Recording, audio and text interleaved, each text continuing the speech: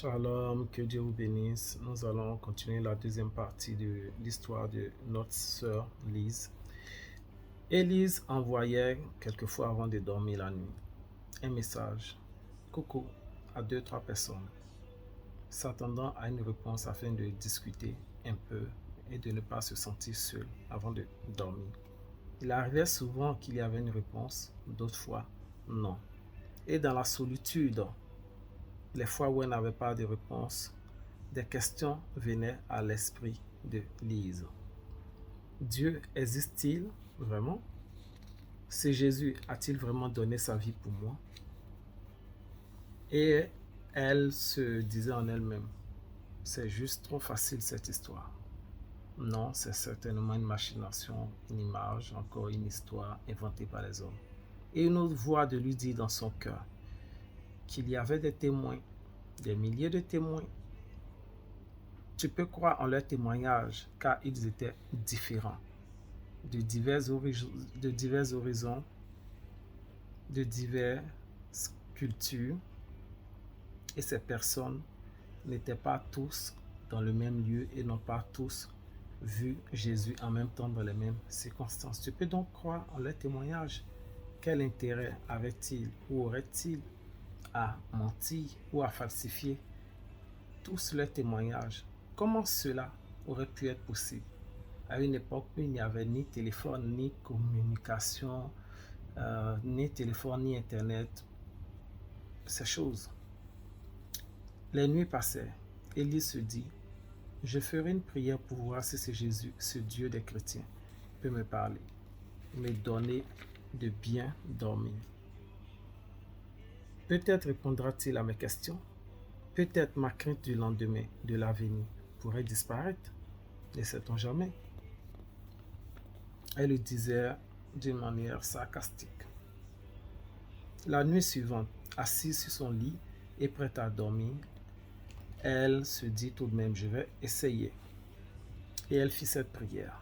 Dieu, si tu existes vraiment, si Jésus est mort et ressuscité, si Jésus a vraiment vaincu la mort, comme le disent les chrétiens, et qu'il est assis à ta droite, comme le disent les chrétiens, donne-moi une nuit paisible et fais disparaître mes inquiétudes, mes peines, mes angoisses.